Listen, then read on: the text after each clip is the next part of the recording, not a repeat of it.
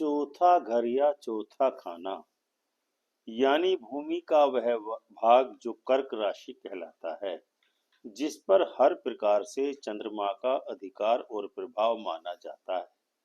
माता, माता का खानदान, बूढ़ी, दादी, छाती और हृदय, शांति और ठंडक देने वाली शक्ति, दूध, पानी, गंगा जल, दरिया, नदी, नहर, साफ पानी का नाला और समुद्र इस घर से संबंधित है। बृहस्पति और चंद्र आपस में मित्र हैं, अतः इस घर में बृहस्पति का हर प्रकार से उत्तम प्रभाव होगा। यदि सूर्य और मंगल भी उत्तम स्थान पर हो तो जातक का पिता लोगों की किस्मत का फैसला करने का अधिकारी होगा या फिर उसके बाबा पिता उसके जन्म के पश्चात ही तरक्की किए होंगे। जातक जमीन जायदाद बाग बगीचे बनवाएगा और उसके लिए दूध की नदियां बहती रहेंगी, अर्थात बृहस्पति और चंद्र दोनों का उत्तम फल होगा। ऐसा जातक नानी दादी का लाडला होता है और जीवन भर आनंद करता है। बृहस्पति और चंद्र दोनों की जानदार और बेजान चीजों से जातक को लाभ होता है। नमस्कार मित्रों, आज के इस अंक में हम आपको बताने वाले हैं कि बृहस्पति यदि किसी जातक के चौथे घर या चौथे खाने में हो तो उस जातक को किस प्रकार के परिणाम प्राप्त होते हैं। इस ग्रह संयोग का उस मानव के जीवन पर क्या प्रभाव होता है। वीडियो प्रारंभ करने से पहले आपसे एक निवेदन है कि यदि आपने अभी तक हमारे चैनल अमृत कलश को सब्सक्राइब न किया हो तो उसको अविलंब ही सब्सक्राइब करके घंटी का बटन दबाकर ऑल का ऑप्शन अवश्य चुन लें। चंद्रमा को सभी ग्रहों ने अपनी माता मानकर के रखा है। कठोर से कठोर और दुष्ट से दुष्ट और तथा जालिम लोग भी अपनी माता के सामने आने पर अपना सिर माता के चरणों में रख करके माता को नमन करते हैं। अतः सभी ग्रह जो कि जातक का बुरा करने वाले होते हैं वे भी चौथे घर या खाने में आकर के जातक को शुभ फल प्रदान करने लगते हैं। जबकि बृहस्पति तो उत्तम ग्रह है, शुभ ग्रह है, इसीलिए जिस ग्रह से भी जातक को बुराई होने की संभावना होती है तो उस ग्रह से संबंधित वस्तुएं दरिया के पानी में जल प्रवाह करके उस ग्रह को चौथे घर में स्थापित किया जाता है ताकि वह माता रूपी चौथे घर में आकर के जातक के जीवन में किसी प्रकार की कोई बुराई न कर सके। एक चीज आपके संज्ञान में अवश्य ही होगी कि पानी में रहने वाला सांप यानी शनि भी विषैला नहीं रहता है, क्योंकि उसका विष पानी में शनैः शनैः घुलता रहता है। हाँ, उस दरिया का पानी अवश्य ही दूषित हो जाता है, लेकिन सांप विषैला नहीं रहता है। ठीक इसी प्रकार से लोहे के लाल तप्त गोले को पानी में डाल दिया जाए तो वह तो ठंडा हो सकता है, लेकिन पानी को जरूर गर्म कर देगा। यानी लोहा तो ठंडा हो जाएगा मगर वह पानी में कुछ न कुछ गर्माहट अवश्य ही पैदा कर देगा। चौथे घर के ग्रह को 10वें घर के ग्रह ही जगाते हैं।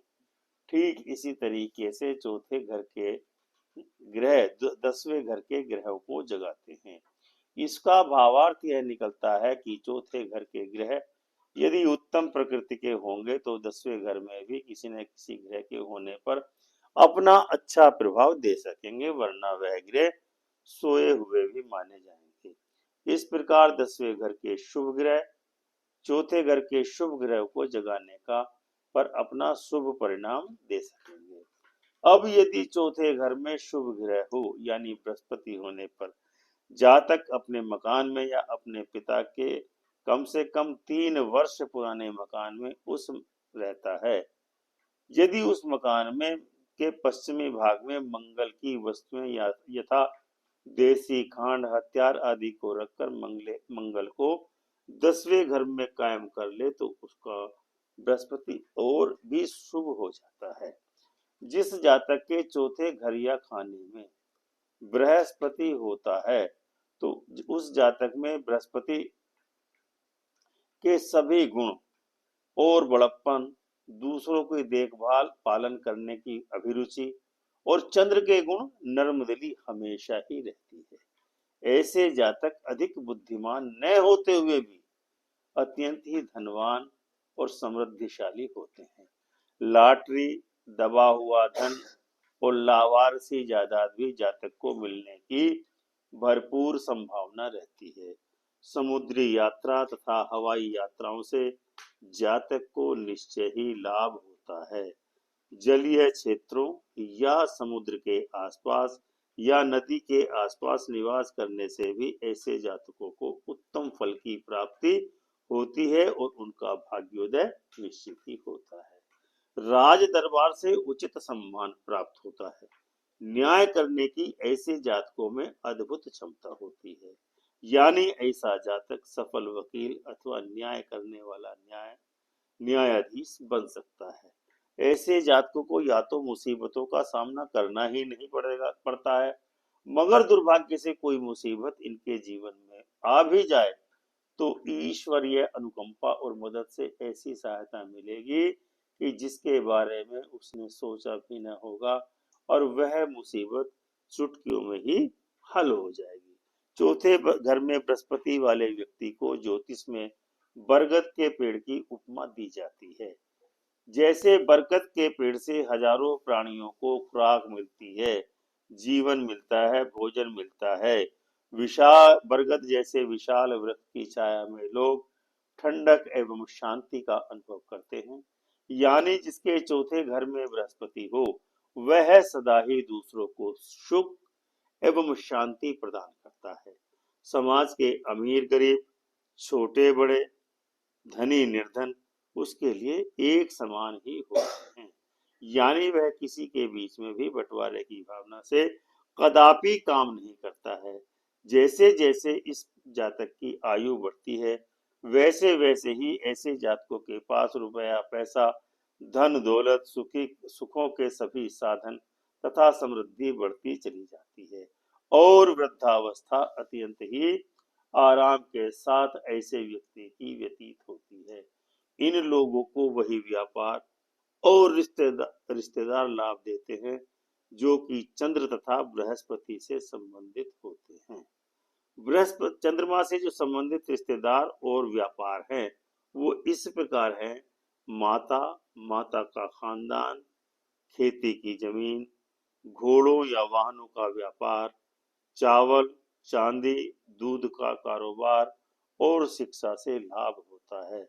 बृहस्पति के रिश्तेदार और कारोबार इस प्रकार है जिनसे जातक को लाभ प्राप्त हो सकता है: बाबा, पिता, पिता का खानदान, सोना, पीतल, हल्दी मिर्च या चने की या पंसारी की दुकान, गुरु, वृद्ध, पुरोहित, शिक्षक, विद्या, पूजा पाठ आदि से इन जातकों को लाभ होता है।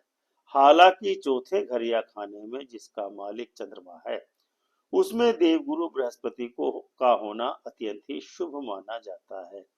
लेकिन उसका जागृत होना परम आवश्यक है। लेकिन कभी कभी चौथे खाने में बृहस्पति होने के बावजूद भी जातक को संकटों का सामना करना पड़ जाता है।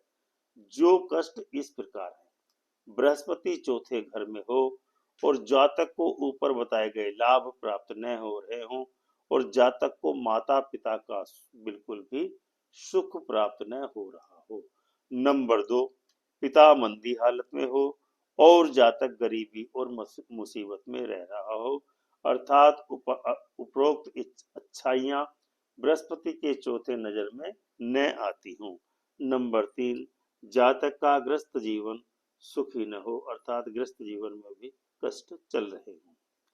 कुंडली के सर्वाधिक उत्तम योग के बावजूद यानी बृहस्पति के चौथे घर में होने के बावजूद भी यदि कुछ कष्ट आ रहे हैं तो उसका निम्न कारण हो सकता है। क्या कारण हो सकते हैं वह सुनिए।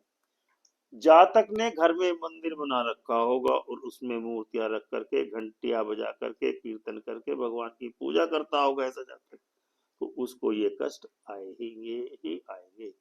इतना ही नहीं, उसने ऐसा करके शुभ बृहस्पति के उत्तम प्रभाव को नष्ट कर लिया होगा, इसलिए इन कष्टों के आगमन जीवन में होता है। कुल मिलाकर यदि चौथे भाव में बृहस्पति होने पर भी यदि जातक को कष्टों का सामना करना पड़ रहा है तो उसको निम्न उपाय करके अपनी समस्याओं का समाधान अवश्य ही करना चाहिए। नंबर 1, जातक को अपने घर से मंदिर को तुरंत ही हटा देना चाहिए। नंबर 2, अपने आवासीय मकान के पास वाले पीपल यदि कोई है तो उसकी सेवा अवश्य ही करनी चाहिए। नंबर 3, अपने माता पिता बड़ों की, ब्राह्मणों और पुरोहितों आदि का नम्रता पूर्वक सम्मान करना चाहिए और उनकी यथाशक्ति सेवा करनी चाहिए। नंबर 4, बुद्ध के जानवर जैसे तोता, मैना, भेड़, बकरी आदि को कभी भी नहीं पालना चाहिए। नंबर 5, यदि आप गाय को पालते हैं तो उसको मकान के पश्चिम में ही बांध कर रखना चाहिए। नंबर 6, अपनों से बड़ों की आज्ञा का पालन सदैव अक्सर करना चाहिए, उसमें मीन मेख नहीं निकालना चाहिए। नंबर 7, अपना शरीर किसी के सामने कभी भी पूरी तरह नंगा नहीं करना चाहिए। नंबर 8, शराब, मांस, अंडा आदि शनि की बुरी वस्तुओं का सेवन कदापि न करें। नंबर 9, जब भी कभी मौका मिले तो सांप को दूध अवश्य ही पिलाना चाहिए। नंबर 10, बृहस्पति के शत्रु ग्रहों का उपाय करेंगे तो बृहस्पति अपना चौथे घर का उत्तम फल या परिणाम आपको प्रदान करेगा। तो दर्शकों, यह था चंद्रमा की मिल्कियत चौथे भाव में बृहस्पति के होने का शुभ अशुभ परिणाम के बारे में कथन। हमें उम्मीद है आपको यह कार्यक्रम अवश्य ही पसंद आया होगा। वीडियो को लाइक एवं शेयर करके कमेंट जरूर करेंगे और हमें अपना मोटिवेशन अवश्य ही प्रदान करेंगे। तो प्रेम से बोलो जय सिया राम।